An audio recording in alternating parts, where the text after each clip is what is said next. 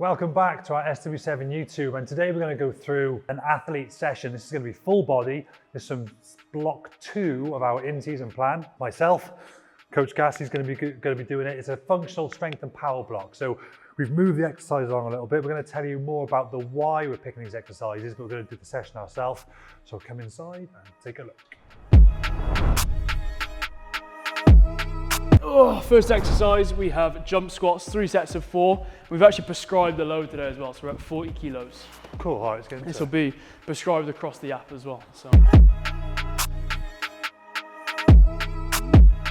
What was the rationale behind moving this from a double broad jump to now a double leg So just getting jump squat? Some loaded power in now. So we're actually prescribing the weights so that obviously, you know, you could probably jump and get off the floor with like 60, 80 kilos, but you just won't be moving fast. So this still adds a little bit of load for us, but allows us to still move fast, which is exactly what we're looking for. Probably the biggest mistake in power training is people are like, if they're jumping onto a box, it doesn't have to be jump squat. If they're jumping onto a box, they'll do this. So a box jump is a power exercise, but it's only a power exercise when it's done with maximal intent. So that's why we only prescribe, what's this, 4 reps on this one? 4 reps? Yeah, 3 sets of 4. 3 sets of 4, so we only prescribe 4 reps. You are miles off fatigue from getting anywhere close to fatigue on power exercises, but you're only going to get the power that you want if you go max effort. So I'm going to do 4 reps on this. Each 4 reps, take your time between the reps and try and get maximal height as possible, and then you're going to get the adaptation that you want.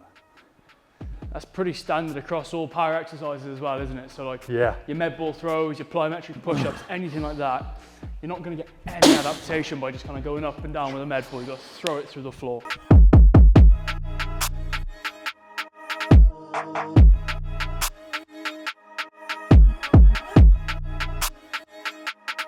It's not fatiguing. What rest are we telling people to have from this?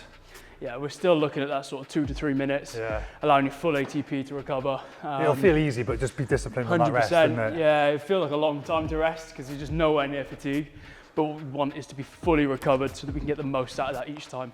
Going close to fatigue, I think people think that means they're like getting adaptation, but actually like doing this maximally for 3 or 4 reps.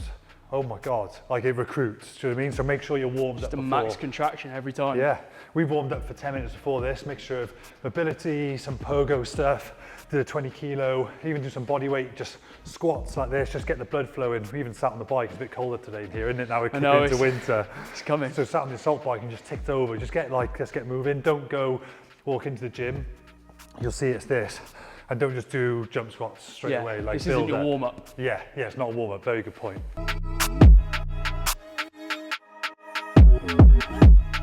I'm not making noises to pretend, but I am. I'm like so maximally like making sure like my core is on, and I'm trying to really just push that ground away as hard as I can, you know, like honestly, I promise you're wasting your time doing power if it's not max effort. And it's not fatiguing, like max effort for 4 reps still leaves loads in the tank, do you know what I mean? But it has to be, I can't emphasize that enough. It has to be max effort for power. We ask our clients to sort of send through some videos of their sessions and like their exercises to make sure their form's all right, and they'll be doing a med ball throw or something for power. They'll be there like... and do you know what? Doing nothing. This one as a coach, like you're just like this. They do it, you're like, no, like, I know. Try and break the ball. Like through the floor. Yeah, like, break it.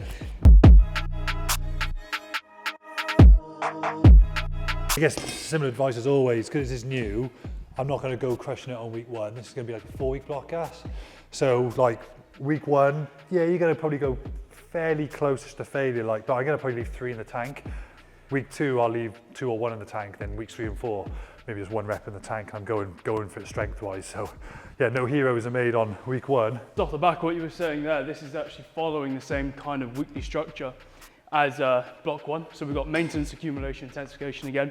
So this is maintenance week, 3 sets of 4, next week and then goes like 4 sets of 4 kind of thing. Nice. So split stance, obviously can't go like a lunge in a trap bar, so we're just going to break the stance slightly, but it puts a lot of pressure to that front leg, which is exactly where we want it to be. And then from there, just a nice high chest like you would, and you're up. I like that. Yeah, it's quite nice. I've seen it on squats, obviously. Like a split stance squats, particularly for like power stuff. Nice. All right, let's load her up. So what do you like about split squat gas compared to a traditional square stance trap bar dead? It's just a really nice variation. Obviously takes that away from a double leg strength to still 2 legs, but it's putting more emphasis on that front leg. So it's really good for strength at the single leg. Also, I felt that quite a lot through my hips. Yeah. So being a trap bar instead of a squat, getting a lot of that posterior strength as well. So a good bit in your glutes, nice bit in your hamstrings too. It's almost like a little bit of a, kind of like an offset RDL a little bit on that eccentric on the way down. Like and a B stance, but no, really nice for really isolating that sort of good for athletes. quad. Yeah, Great for athletes, yeah. Remember when I was young and I had a coach and I was like, I used to quiz him all the time just because I love the knowledge. I was like, I'm not challenging what you're doing, I just want to know the why. And I wasn't doing the trap bar, it was a squat split stance. I was like, why is this? He's like, well mate, think about it if you're an athlete. He goes, how often do you exert force in a perfect double leg stance? He said, maybe if you're line out jumping, maybe if you're scrimmaging. But he said, when you accelerate, when you run and jump, he said, you always have a lead leg. So you should train with a lead leg. Like you're not running around like a kangaroo. Yeah. So you shouldn't be doing just double leg all the time. So make sure you do single leg stuff. And I just thought, oh, it's obvious. Like, it's actually quite obvious. You think about it, like, yeah, of course you are. Front leg on a tackle. Yeah, he's like, yeah, exactly, front leg tackle. He's like, you're probably double leg like 1% of the time. Yeah. So do single leg stuff or stuff like this. So it makes complete sense. So I'm going to do 4 reps of this each leg, and then this is now a contrast set. So we're going to do this. And once I've done with this, I'm going to go straight into a split stance squat jump as well. So going from a strength immediately into a power exercise, which is a contrast pairing.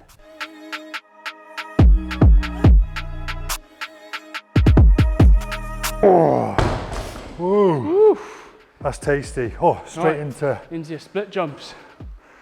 Oh, and now I'm seeing spots.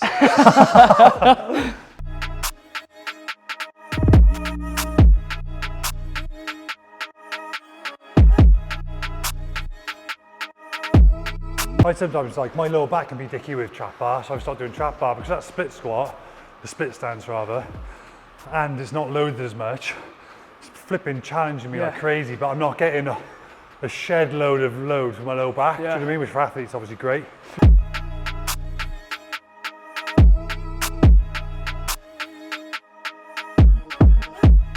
Oh, superset. Superset. So push press here. Push press on the barbell. I love this exercise for athletes because it's very rare in a contact environment that you're just going to be using raw power from your upper body with no legs. True. So a push press is great because it actually teaches you the power transfer from your legs all the way up to your trunk and then to extend at the top then. So I love a push press for that. So we're going to build up here. We've got 4 sets of 5. Then we've got towel shins. If you want to come have a look at this, really nice variation to the pull-up, and it's extremely humbling. So we've just slung a towel over the rack here. We'll probably go over that top one, but I can't reach. But basically, you'll be holding the towel like this, and it's amazing for isolating your grip strength. Everything forearm and hand, which is obviously so important when you're rocking, scrummaging, anything, tackling, contact. So a really good exercise is going to transfer over to your game. Again, obviously some people won't be able to do a normal pull-up. You can still attach a band. So for example, in the rack, you can still hang a band up by here and have some kind of band assistance. So stick with the reps on towel. Stick with the towel. Got you. That's the adaptation we're looking for here.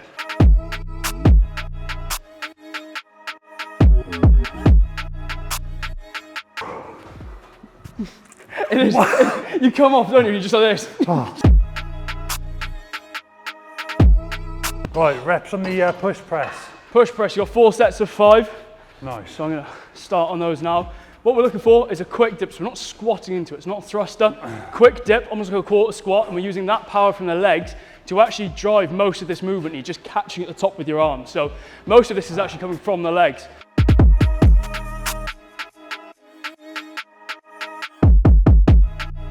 A coaching note for this as well is we're doing this for speed. So we don't want to load this too heavy. We're not looking at the strength just yet for this exercise. So slightly in reserve, and we're looking at really quick contraction, getting used to coordinating this movement.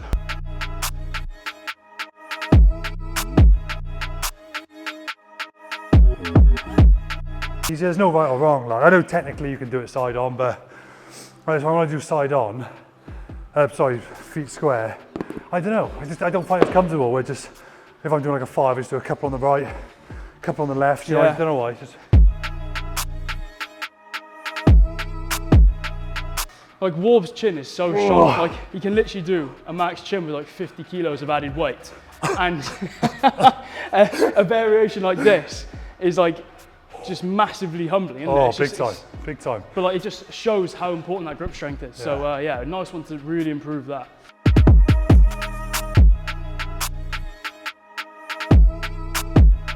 I know you might see some CrossFitters, they go like full arse to grass squat like a thruster. It's not a thruster. It's not a thruster. So like, because it's more of a power exercise, you only actually need a small dip. It's not like a full squat and press.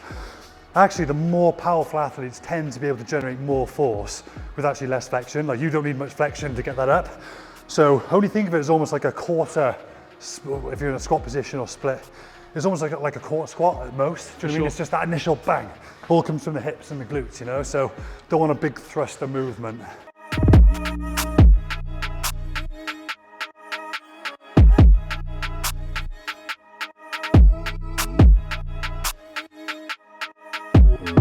Now for the fun finisher. This is session 3, so it's a full body session. So we advise this, recommend it on a Thursday. If you're listening to this and you play on a Saturday, then you can do this pump section because it gives you 48 hours to recover until you play on a Saturday. If you can only perform this session on a Friday, get the key power lift in, get the trap bar in, get the 2 push and pulls in, that's fine. Day before a game, because we still need to give you some strength stimulus in the week. That's not going to dom you up and fatigue you for the game, but don't do this pump section. So we like to do this, we've got barbell 21s, bit of bicep work, close grip press ups, there's primarily triceps, but obviously some chest and core recruitment in that, and we're going to do some offset farmers carries as well. So this is going to be pretty tasty. The 21s have historically been, they've like become a bit legendary in the bodybuilding world, haven't they? Like you grow up on 21s, which goes full range of motion, partial range, or maybe the bottom half, then it goes top half, then you go fulls. But the thing is like, you've pre-fatigued yourself with 14 reps, and then you're gonna go into the hardest bit and go full range. So to actually get the most load, I feel, out of this, you go full range for 7, then you go top half for 7, which is typically you're weaker in your top half than your bottom half, and then you go bottom half for 7. Now I think you can get more load out of doing that. Now there's pros and cons to both, but that's just the way I'm gonna do them. Otherwise I tend to find you'll do 14 partials, and then you're doing your 7s for ages, and it turns into the worst clean and jerk ever. Yeah, so just swinging them up. Look, we're training biceps here, so you want to isolate the biceps. So we want this to be a fairly strict movement. So I'm gonna go partials, then into, full ranges, then into partials.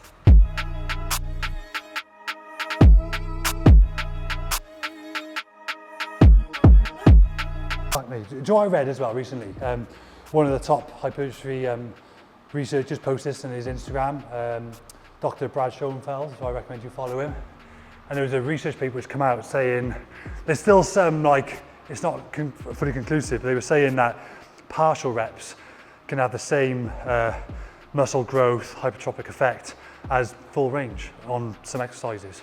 So like, basically, if in doubt, partial. If you know what I mean, yeah, because there's a lot of data saying that when you train in that lengthened position, so if you're doing partials from the bottom half, apparently it's very good. So that's why, another benefit to chucking these in as well. I've actually been starting to chuck them into a lot of my pulling exercises. Yeah. So like, yesterday I did some rows, and it was coming back, and the last sets was pretty fatigued anyway, so I got to about 6 reps out of like 8, and the last 2 were just kind of partials through here. Yeah. To still trying to take it to absolute failure. This is it, something's better than nothing. Yeah. So if you can't do a full range, doesn't mean, oh, I'm done. I say to people often, like a tip, try and maximize volume or failure. If you do like a chest press, for example, and you get like to 10 reps, you go, oh, I'm failing, I'm done, you drop them, right? What I say is, no, you're not quite there. If you're on your own training, go down to a 90-degree angle, ISO, and hold it. And you can probably hold that ISO for another 5-10 seconds. You've got another 5-10 seconds worth of volume, otherwise you would have dropped it. Now only for 1 set, 3 sets of that would be brutal. But you can get more. So like partials is a good example of that, ISO is a good example, but when you think you're at failure, for those 1 or 2 sets you want to go to failure, actually you can, if you're strategic and clever, with a couple of techniques like this, add a little bit more volume, can't you?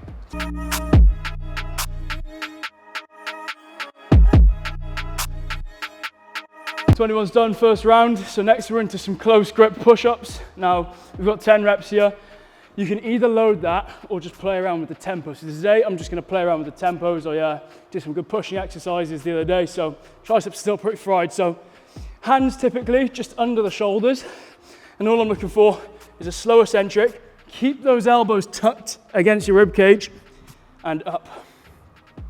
So come down nice and slow, drive up nice and fast, keeping those elbows as tucked as possible to really isolate the triceps.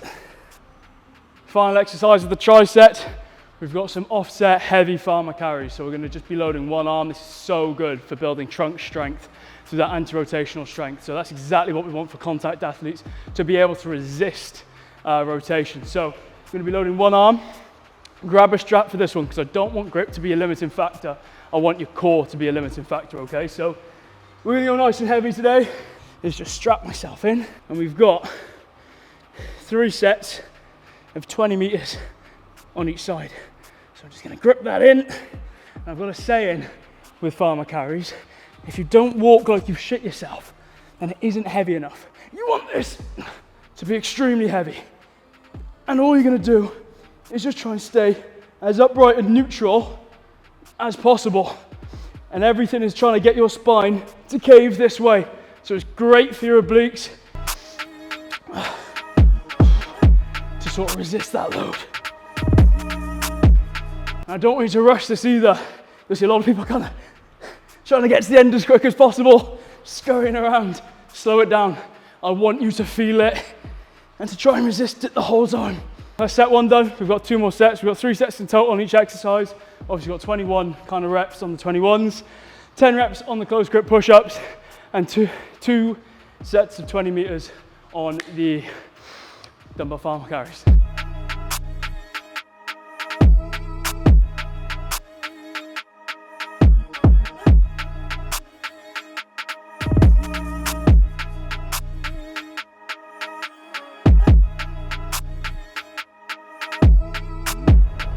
Sweet, so that was block 2, session 3 of our new in-season program, so functional strength and power. Hopefully just give you a little bit of a why behind some of the exercise selection and the methodologies that we use behind our programming. So I hope you've enjoyed, guys, and I will see you in the next one.